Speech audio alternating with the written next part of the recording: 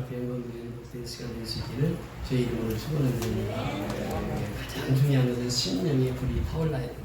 그래야 하나님 앞에 영광을 돌리며 살아갈 수 있습니다.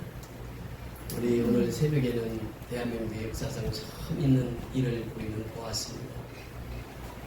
대한민국이 최초로 축구의 준우승을 했습니다. 세계에서 준우승을.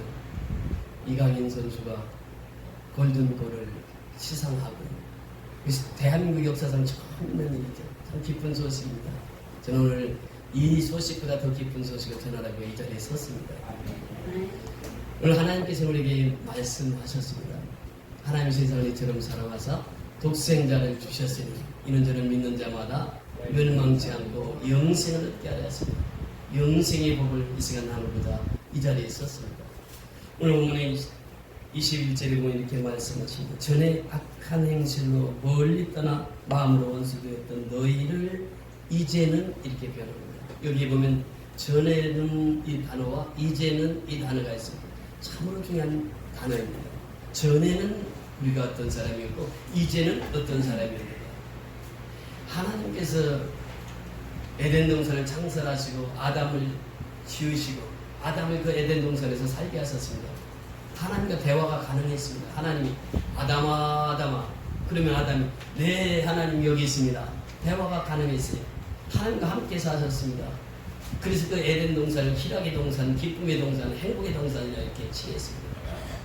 그런데 아담이 홀로 독차하는 것이 외로워 보여서 하나님께서 그를 잠들게 하시고 그 갈비뼈를 뽑아서 여자 하와를 만들었습니다. 이제 부부가 에덴 동산에서 살게 되었습니다. 하나님께서 그 부부에게 명하셨습니다. 다른 실과는 다 따먹어도 되는데 선악을 알게 하는 나무는 따먹지 말라 이렇게 명령하셨습니다.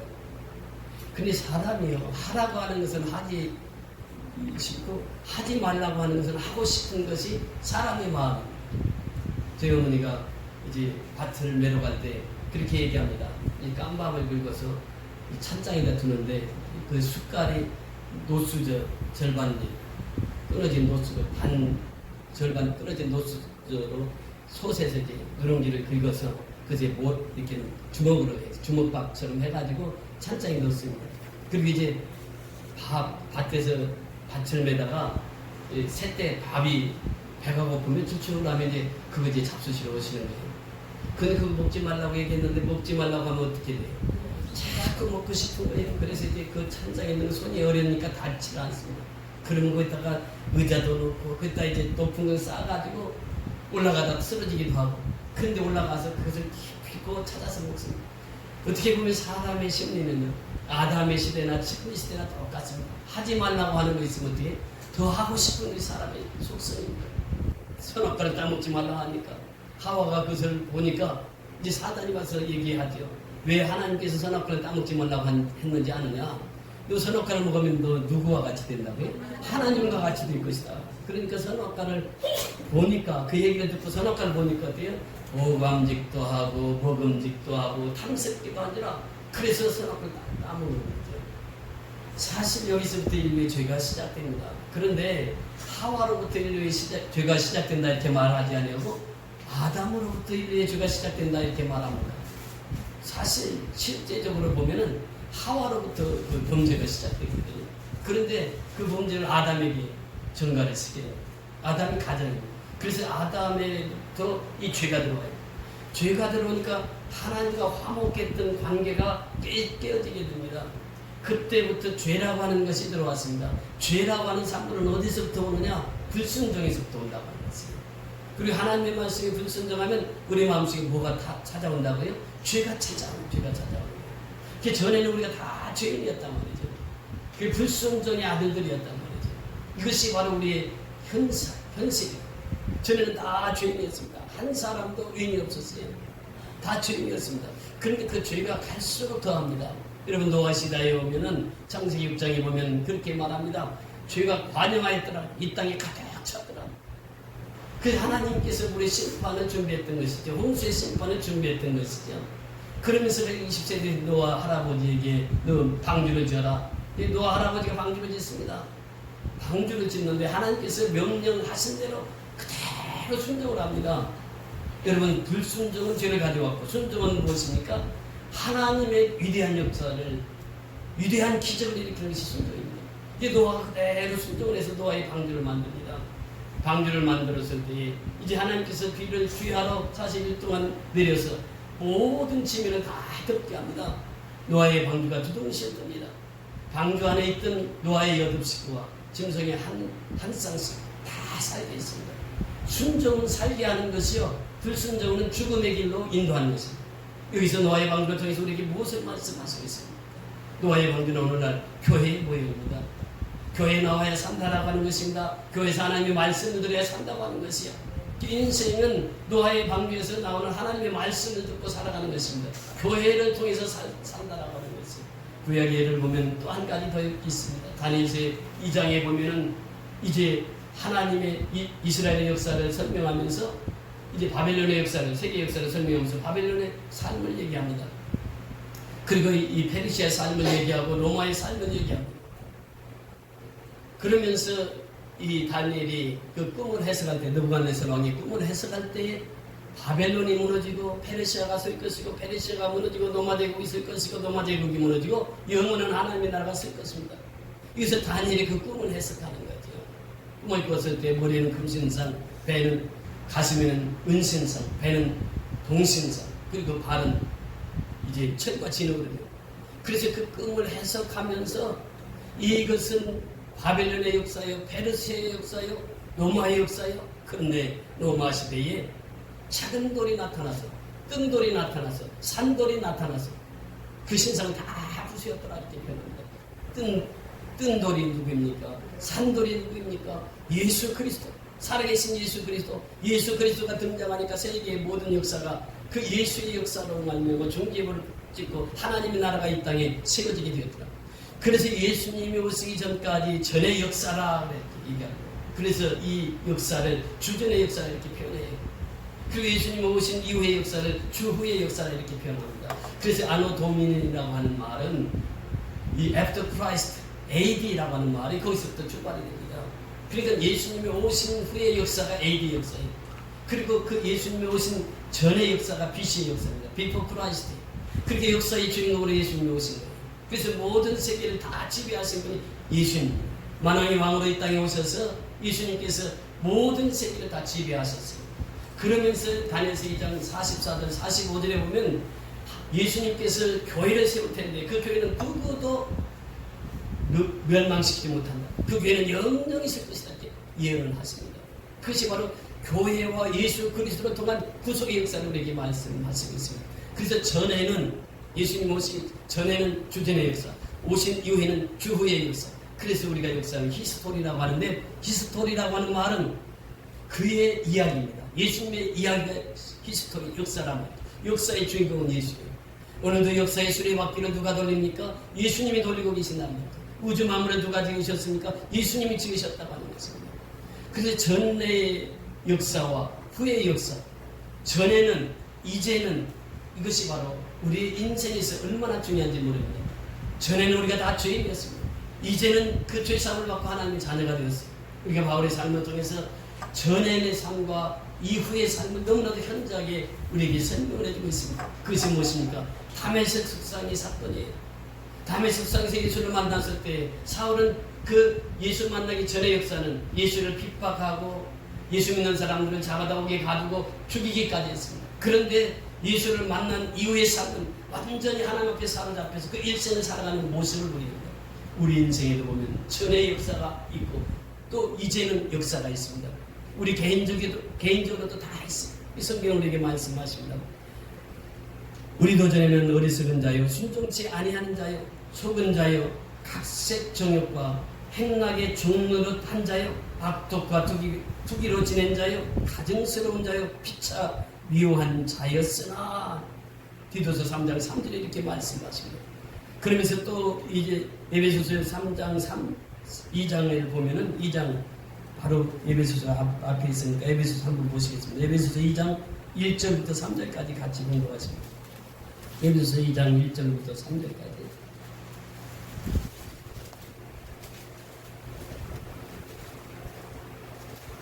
골로새서 바로 앞에 에베소서 2장 1절에서 3절까지 시작. 그는 허물과 죄로 죽었던 너희를 살리셨더라. 그때 너희는 그 가운데서 행하여 이 세상 풍조를 따르고 공중의 권세 자들을 따랐으니 곧 지금 불순종의 아들들 가운데 역사하느니라. 전에는 우리도 다 그 가운데서 우리의 육체의 욕심을 따라 지내며 육체와 마음이 원하는 것을 하여 다른 이들과 같이 본질상 진노의 자녀이었더니, 자, 전에는 우리도 다 그 가운데서, 어떤 가운데서 죄와 허물로 죽었던 그 가운데서 우리가 살았단 말이죠. 그런데 이제는 예수 그리스도로 말미암아 허물로 죽은 우리를 그리스도와 함께 살리셨고, 2장 5절에 보면 그렇게 말씀하십니다. 이제는 예수님께서 이제 우리를 살리셨는데 허물로 죽은 우리를 살리셨단 말이죠. 이것이 바로 성경에 우리에게 말씀하시는 거예요. 우리 로마서 한 장 더 찾아보십니다. 로마서 8장 1절에서 6절까지 말씀 보십니다. 로마서 8장 1절에서 6절.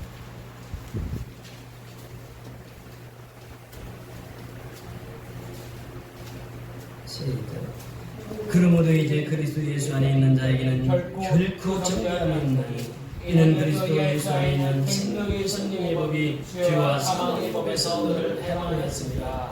율법이 육신으로 말미암아 연약하여 할 수 없는 그것을 하나님은 하시다니, 곧 죄로 말미암아 자기 아들을 죄 있는 육신의 모양으로 보내어 육신의 죄를 정하사 육신을 따르지 않고 그 영을 따라 행하는 우리에게 율법의 요구가 이루어지게 하려 하십니다. 육신을 따르는 자는 육신의 일을, 영을 따르는 자는 영의 일을 생각하느니 육신의 생각은 사망이요 영의 생각은 생명과 평안이라. 자, 여기서 보면은 그러므로 이제 이렇게 표현합니다. 예수를 믿는 우리에게는, 이제 그리스도 예수 안에 있는 자에게는 결코 정죄함이 없다. 결코 정죄함이 없다. 그러면서 하시는 말씀이 그리스도 예수 안에 있는 생명의 성령의 법이 죄와 사망의 법에서 너를 해방하였습니다. 전에는 우리가 죄와 사망의 법에서 위해서 살았습니다. 그런데 생명의 성령의 법이 죄와 사망의 법에서 너희를 해방시켰느니라. 그러면서 이렇게 말씀하십니다. 육신을 따르는 자는 육신의 일을, 영에 따르는 자는 영의 일을 생각하는, 육신의 생각은 사망이요 영의 생각은 생명과 평안이라. 이렇게 말씀하십니다. 육신이라고 하는 건 사독스라고 하는 말이에요. 소마라고 하는 말입니다. 우리가 지금도 육신을 대로 살아가면은 우리는 결국 이제 육신을 따라 살아가는 자는 육신의 일을, 영을 따르는 자들은 영의 일을 생각하느니 육신의 생각은 사망이라니. 육신대로 살아가면 사망이 되는 것이에요. 영의 생각대로 살아가면 생명과 평안이 임하게 되는 줄 믿습니다. 그래서 전에는 우리가 하나님의 영을 소유하지 못했었어요. 그런데 이제는 하나님의 영이 우리 심령 속에 임했습니다. 그래서 하나님의 영이 임한 후로부터 성령께서는 우리에게 말씀하십니다. 하나님의 영이 너에게 임했느냐? 그렇다고 하면 너희는 하나님의 영으로 살아가느니라. 물론 하나님의 영으로 인도함을 받는 그들은 곧 하나님의 자녀라. 하나님의 자녀들은 하나님을 아버지라 부를 수 있는다. 이것이 로마서 8장 15절, 14절, 15절의 말씀입니다. 그래서 우리는 하나님을 아버지로 부를 수 있는 특권을 가진 것이 성령의 역사를 통해서 죄와 사망의 법에서 우리를 건져주셨기 때문에 우리는 하나님을 아버지라 부를 수 있게 되었다고 하는 것입니다. 그래서 이 전에는 역사와 이제는 역사가 이렇게 판이하게 다르다고 하는 것을 우리에게 말씀해 주십니다. 오늘 본문으로 다시 돌아와서 오늘 본문에 보면 이렇게 말씀하십니다. 21절에 보니까 그렇게 말씀하셨습니다. 전에 악한 행실로 멀리 떠나 마음으로 원수가 되었던 너희를 이렇게 표현합니다. 멀리 떠났다. 즉 하나님을 멀리 떠났다. 믿음을 떠났다. 하나님을 떠났다. 악한 행실로 멀리 떠났다. 이렇게 표현합니다. 떠난 상태, 하나님을 떠난 상태는 죽음입니다. 사망입니다.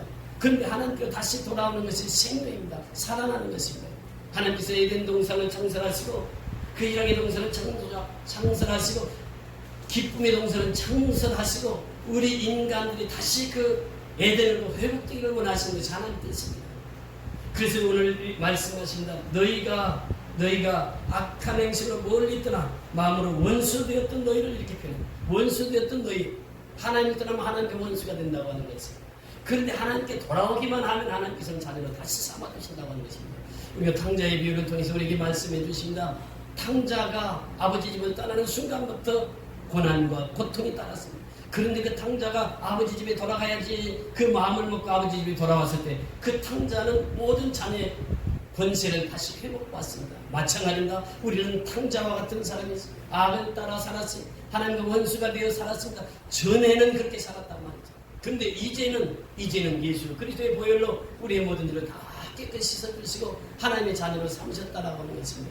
그 전에는 우리가 이렇게 하나님을 떠나서 악을 행하고 살았지만 이제는 예수님께서 나의 죄를 위해서 십자가에 죽으시고 부활하셨기에 그 예수님으로 말미암아 우리는 새 사람, 새 생명으로 살게 된 줄 믿습니다. 22절 다 같이 읽습니다. 22절 시작. 이제는 그의 육체의 죽음으로 말미암아 화목하게 하사 너희를 거룩하고 금없고 책망할 것이 없는 자로 그 앞에 세우고자 하셨으니 아멘.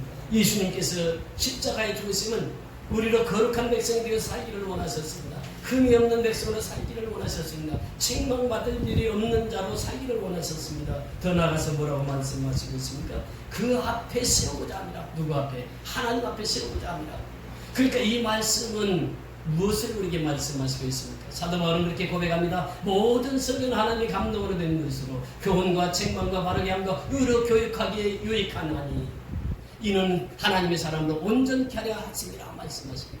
그 하나님의 사람으로 온전케 하는 것은 하나님의 말씀밖에 없다고 하는 것이죠.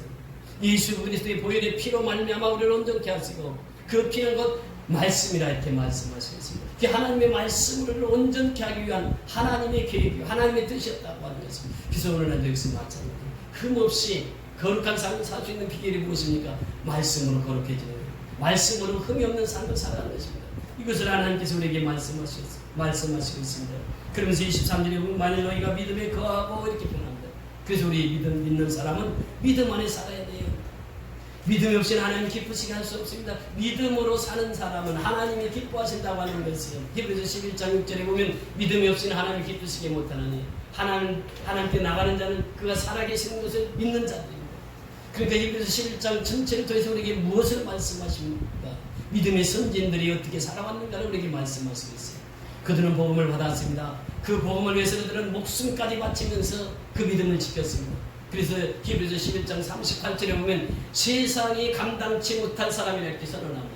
여러분 믿음의 사람은 그렇습니다. 세상이 감당할 수가 없다고 하는 것이요. 믿음의 사람은 누가 감당하겠습니까? 우리는 믿음으로 지금까지 살아왔습니다. 앞으로도 계속 믿음으로 살아야 됩니다. 여러분 다윗은 어린 소년 다윗이 믿음을 가지고 골리앗에 나갔을 때 골리앗을 무너뜨리는 역사가 있었습니다. 모세 보세요.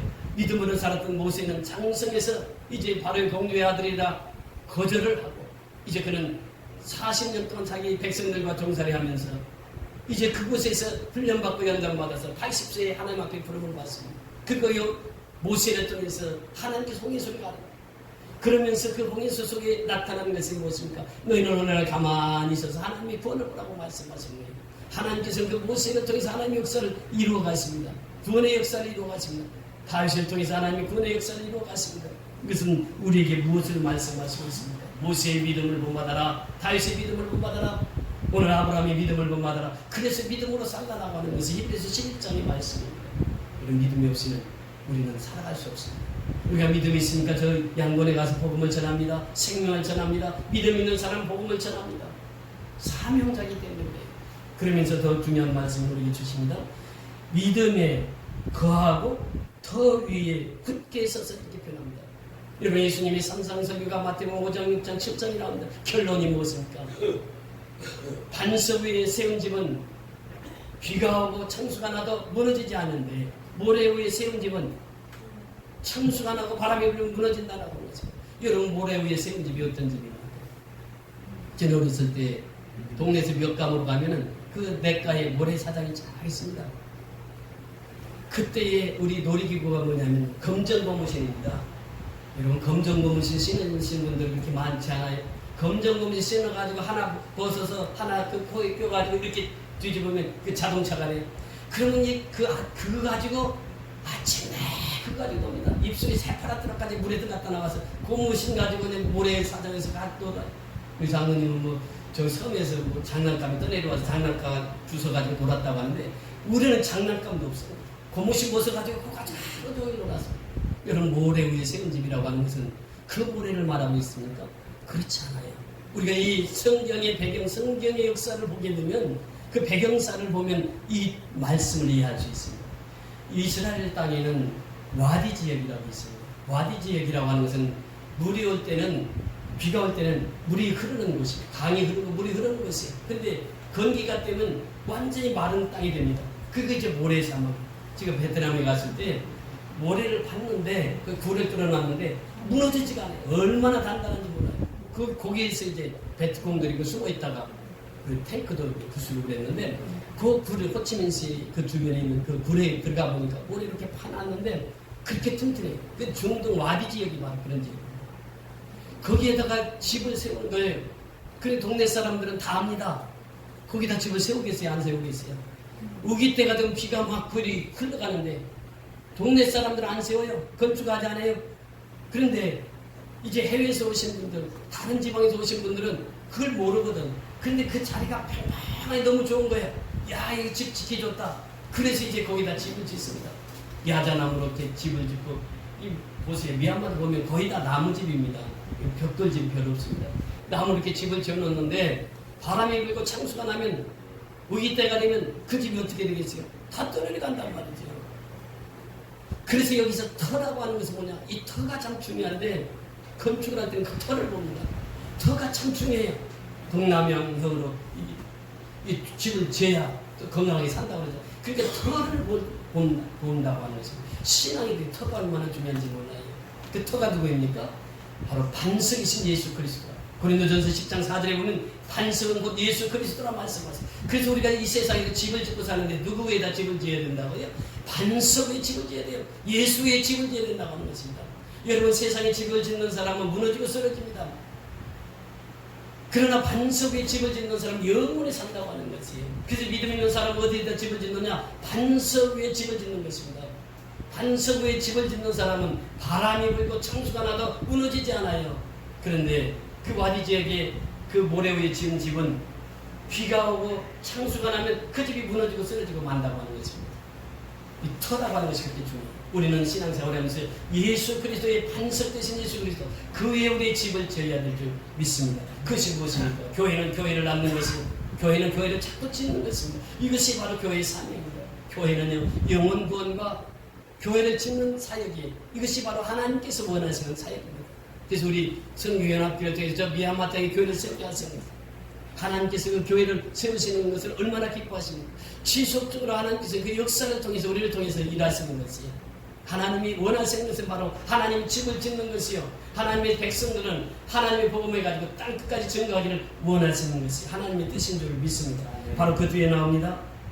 그 터 위에 굳게 서서 너희들은 말 복음의 소망에서 흔들리지 아니하며. 복음의 소망입니다. 복음은 뭐예요? 기쁨 소식입니다. 유앙겔리온이요, 예수님이 이 땅에 오셨다고 하는 소식이요, 이것이 복음입니다. 예수님이 마리아, 동정녀 마리아의 몸을 통해서 이 땅에 오셨습니다. 이것이 복음이라는 것이에요. 예수님을 교회에서 계속 증거하고 있습니다.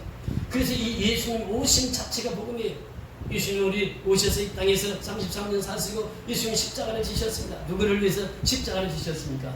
저와 여러분의 죄를 담당하기 위해서 십자가를 지셨어요. 그리고 십자가에서 피를 흘리셨습니다. 그 피값으로 우리 구속고 죄사함을 이루게 하시면서, 예수님의 피값은 우리의 모든 죄를 사하시는 권세가 있습니다. 우리를 하나님의 자녀로 이끄시는 권세가 있습니다. 예수의 피의 보혈은 우리의 생명을 살리는 권세가 있어요. 예수의 피의 복음이 바로 이 복음의 소망입니다. 그래서 예수님은 이 땅에 오셔서 우리를 위해서 십자가에 죽으셨으나 사흘 만에 부활하시고 승천하셔서 다시 오시마 재림의 약속을 해주셨습니다. 이것이 복음이라고 하는 것이에요. 이 복음에는 소망이 있습니다. 왜 소망이 있습니까? 예수님은 죽으셨다가 사흘 만에 다시 살아나셨어요. 그래서 우리에게 주신 소망이 무엇입니까? 부활의 소망입니다. 이 복음에는 그 부활의 소망이 있다고 하는 것이에요. 그 복음으로 사는 사람은 그 소망을 따라 살아갑니다. 이 세상이 만족하지 않아요. 이 세상보다 더 나은 세상이 있다고 하는 것이에요. 왜 우리가 미얀마에 가서 그 어려운 곳에 가서 복음을 전합니까? 왜 황무지와 같은 그곳에 복음을 전합니까? 그것은 이 땅에보다 저 하늘의 소망이 있기 때문에 가서 복음을 전하는 거예요. 그들에게는 한 번도 복음을 듣지 못하는 사람들이 대부분입니다. 그들에게 생명의 복음을 전합니다. 먼저 복음을 전하기 전에 또 쌀도 주었습니다. 1700kg 우리 가지고 있는 쌀 5kg짜리 340포대 그 쌀을 그들에게 주면서 복음을 전합니다. 그들이 필요한 것들을 이제 채우면서 우리가 복음을 전합니다. 우리는 복음만 전하는 것이 아니라 그들의 삶을 변화시키기 위해서 사역을 감당하고 있습니다. 이 사역에 많은 분들이 동참해주고 있습니다.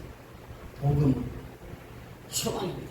선교는 혼자 하는 것이 아닙니다. 합력해서 선을 이루는 것이 선교. 선교는 혼자 하는 것은 할 수 없다라고 하는 것입니다. 어떤 유명한 신학자는 선교를 혼자 하는 사람은 아주 잘못된 것이라고 표현합니다. 선교를 혼자 하는 것이 아니에요. 선교는 연합하는 것입니다. 이것저것에서 다 연합해서 이 아름다운 사역이 이루어집니다. 지금 이제 이번 주부터는 도선선교연합교회가 건축이 시작됩니다. 여러분 기도해 주셔서 정말 그 교회가 잘 세워져서 이제 9월달에는 그 가족 중에 한 분이 지금 가려고 계획을 하고 있습니다. 그래서 9월달에는 제 10차가 되는데 10차 부흥성회 때는 도선선교연합교회 헌당 예배가 있습니다.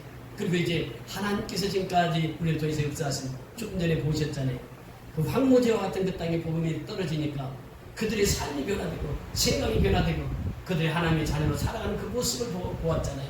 하나님 위대한 역사를 우리 선교연합교회 통해서 지속적으로 이루어가는 줄 믿습니다. 그래서 복음의 소망이 흔들리지 말아야 돼요. 여러분 구원받은 거 흔들리면 그때부터 우리 믿음이 성장이 되지 않습니다. 믿음의 성장은 어디서부터 오느냐? 복음에 대한 소망이 있을 때 믿음의 성장이 오는 것입니다. 요한사도를 통해서 우리에게 말씀하십니다. 또 증거를 이것은 하나님이 우리에게 영생을 주신 것과 이 생명이 그의 아들 안에 있는 것이다. 하나님의 아들이 있는 자에게는 생명이 있고 하나님의 아들이 없는 자에게는 생명이 없느니라. 내가 너희에게 이것을 기록하는 것은 너희 속에 무엇이 있음을 알게 하려 합니다. 영생이 있음을 알게 하려 하십니다. 그 영생에 대한 확신이 없으면 우리 믿음은 잘할 수가 없습니다. 모래 위에 집을 짓는 거나 마찬가지예요. 그런데 내가 구원받았어. 나는 이제 오늘 죽어도 하늘나라에 갈 수 있는 확신이 있어. 여기서부터 믿음이 성장된다고 하는 것입니다.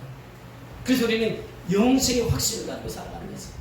그 하나님께서 나를 보내주셔서 나는 이제 하나님의 자녀가 되었어. 이제는 하나님의 딸이 되었어. 이제 하나님의 아들이 되었어.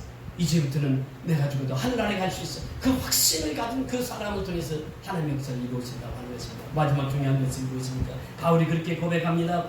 이 복음은 천하 만민에 전파된 바요. 천하 만민에게 전파된 바요. 나 바울은 이 복음의 일꾼이 되어노라. 이 복음은 천하 만민에게 전파되어야 됩니다. 그래서 오늘 우리에게 말씀하신 말씀이 무엇입니까? 오직 성령이 너희에게 임하시면 너희가 무엇을 받아요? 권능을 받아요. 권능을 받아서 예루살렘과 온유대와 사마리아와 땅 끝까지 이르러 내 증인이라고 하는 것입니다. 이것이 하나님께서 우리에게 주신 명령입니다. 그러므로 너희는 가서 모든 족속으로 제자를 삼아 아버지와 아들과 성령의 이름으로 세례를 주고 내가 너에게 분부한 모든 것을 가르쳐 지키도록 하라. 볼지어라 내가 세상 끝날까지 너희와 항상 함께 있겠다. 이렇게 말씀하십니다. 이것이 선교 현장에서 이루어지는 거예요. 복음의 현장에서 이루어지는 것입니다. 그래서 예수님은 이 복음은 천하 만민에게 전파되는 것이다. 그러면서 사도 바울은 고백합니다. 나는 그리스도의 일꾼이 되었노라. 여러분 우리는 다 그리스도의 일꾼입니다. 복음의 일꾼입니다. 바울처럼 말입니다. 바울은 자신을 그렇게 소개합니다. 나는 복음의 일꾼이라고. 그래서 자기는 복음을 전하지 않고는 내게 가슴이 불붙는 것 같아서 복음을 전하지 않고는 견딜 수 없다고 표현하고 있습니다. 그래서 바울은 소명과 사명을 분명히 깨달았던 사람입니다. 다메섹상에서 그는 하나님의 부르심을 경험한 사람이요. 그리고 이제 그는 사명을 위해서 끝까지 살았던 사람입니다. 그래서 사도행전 20장 24절에 보면 내가 이 사명을 감당하기 위해서는 내 생명을 조금도 두려워하지 아니하노라. 생명까지 바쳐서 그 복음을 전하는 분이 사도 바울입니다. 그분이 바로 복음의 일꾼이라고 하는 것이에요. 우리 선교연합교회 다 복음의 일꾼이 되어서 하나님 앞에 귀하게 아름답게 쓰임받는 종으로 살아가는 저와 여러분이 될 수 있기를 주의 이름으로 축원을 드립니다. 그래서 오늘 이 본문에 보면 예수님께서 우리에게 말씀하셨어요. 전에는 이제는 우리는 이것을 기억해야 됩니다. 전에는 내가 내 뜻대로 살았다고 하면 육체에 따라 살았다고 하면 이제는 그렇지 않습니다. 이제는 생명을 따라 살아야 돼요. 이제는 성령을 따라 살아야 돼요. 이제는 하나님의 말씀을 따라 살아야 된다고 하는 것입니다. 그러면서 우리에게 말씀하시죠. 예수 그리스도께서 왜 십자가에 죽으셨느냐? 나를 흠도 없이 거룩한 백성으로 살기 위해서 예수님이 십자가에 죽으셨다고 하는 것을 그 죽으심으로 말미암아 우리를 온전케 하기 위함이라고 말씀하시고 있습니다. 그러면서 마지막 중요한 것이 믿음을 끝까지 지켜야 되는데 그 믿음은 터 위에 세워져야 됩니다. 그 터는 바로 예수 그리스도 반석이신 예수 그리스도 위에 내 믿음의 집을 짓고 살아야 된다고 하는 것입니다. 그리고 이 복음은 천하 만민에게 전파되어야 될 것입니다. 우리 미얀마 땅까지 이 복음이 전파되고 그러면서 바울은 고백하기를 나는 복음의 일꾼이 되었노라. 우리 선교연합회 모든 성도는 이 바울의 고백처럼 나는 복음의 일꾼입니다. 이 고백하며 살아가는 저와 여러분이 다 될 수 있기를 주의 이름으로 축원을 드립니다. 우리 다 같이 일어나셔서